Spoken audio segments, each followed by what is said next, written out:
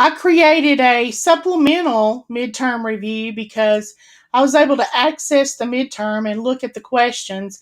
And I was concerned that there were some questions on the midterm that weren't on the review, and I had not seen them in other materials that you have looked at up to this point in lessons 1 through 6. So I wanted to kind of give you a heads up. So I created this supplemental review. There's a total of 9 questions. This video will cover questions 1 through 4. So the first one asks you to divide and simplify. We've done a couple where you've had to multiply, but I don't recall seeing one where you needed to divide. But what we do with the division is we actually convert the division problem into a multiplication problem. And to do that, you take the divisor, which is this second fraction, and you flip it. The actual term is you're going to multiply by the reciprocal. So we rewrite this problem, and it becomes x squared plus x minus 6 over x squared minus 4 times, we change it to multiplication, 2x plus 4 over x plus 3. So we've created a multiplication problem, and so then what I'm going to do is I'm going to factor everything and go through the process of simplifying like we've done in the past. So I'm going to start with x squared plus x minus 6. So I need a pair that multiply to 6 and subtract to 1. So I believe I can use 3 and 2. And I need the 3 to be positive and the 2 negative. X squared minus 4 in the denominator is a difference of 2 squares. So that's x plus 2 times x minus 2. 2x plus 4 has a common factor of 2. And we're left with x plus 2. And then x plus 3 in your denominator is simply x plus 3. It's already factored. And then remember, the process is we're going to simplify on the bow tie.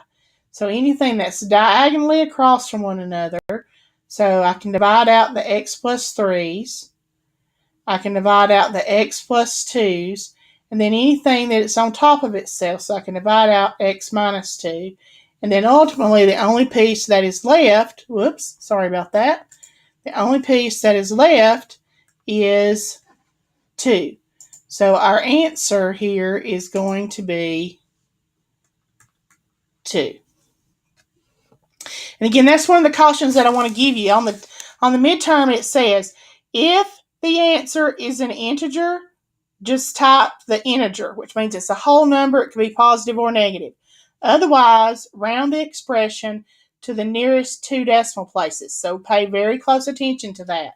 Okay, make sure you enter the answer as requested. Question number 2 is an inequality, and they want you to solve it and then write the answer in interval notation. So the first thing I notice, in order to solve this, I need to distribute and eliminate the parentheses. So I have negative 5x minus 29 is less than 2x minus 8, 2 times 4. And then I need to get the variables on one side and the constants on the other. So I'm going to subtract 2x from either side. So I have negative 7x minus 29 is less than negative 8. Then I'm going to add 29 to get all of the constants together, which gives me negative 7x less than 21. Then I need to divide by negative 7. Now here's the big caution. So I have x, 21 divided by negative 7 is negative 3. But remember, if you multiply or divide an inequality by a negative number, which we did, you have to flip the inequality. So our answer is actually x is greater than or equal to negative 3. In interval notation, I'm not able to include the 3, and it goes on forever and ever to positive infinity. Question number 3, and this one's kind of worded oddly, so again, pay very close attention, read carefully to what pay attention to what they're asking you.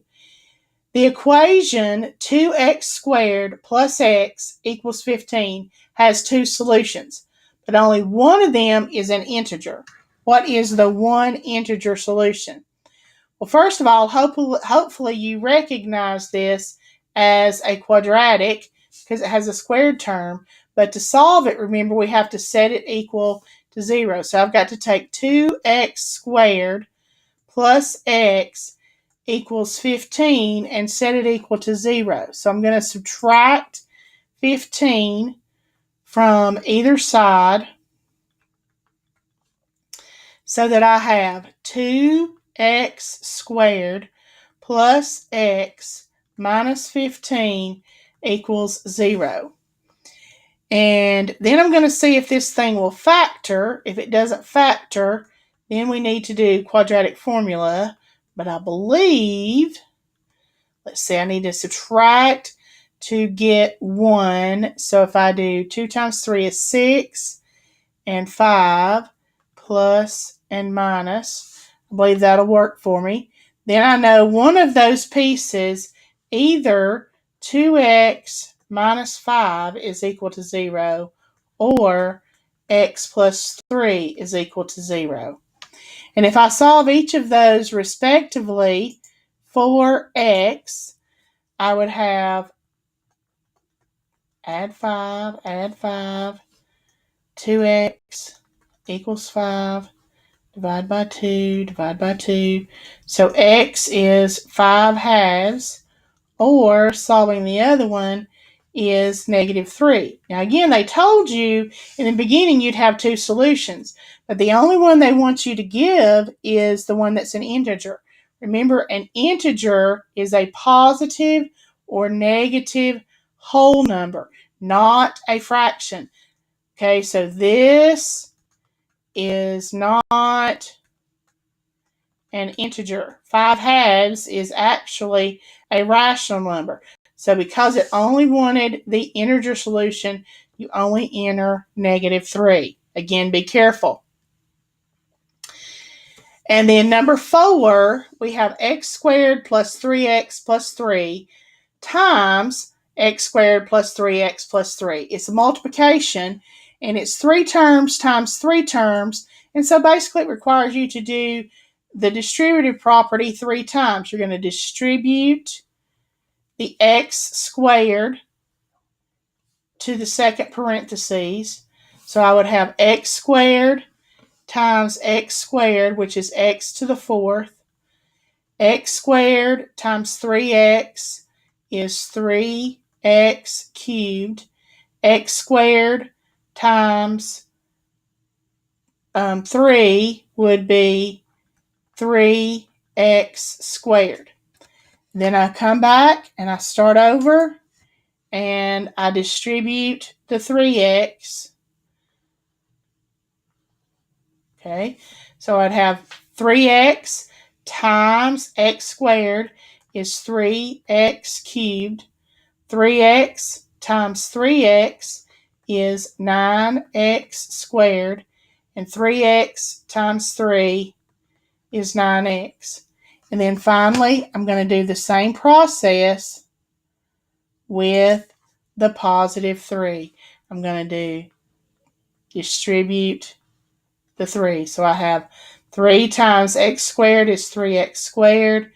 3 times 3x is 9x. And 3 times 3 is 9. And then we come back after you get all the multiplications done. We're going to come back and combine like terms. Okay, so I have x to the 4th. 3x cubed plus 3x cubed is 6x cubed.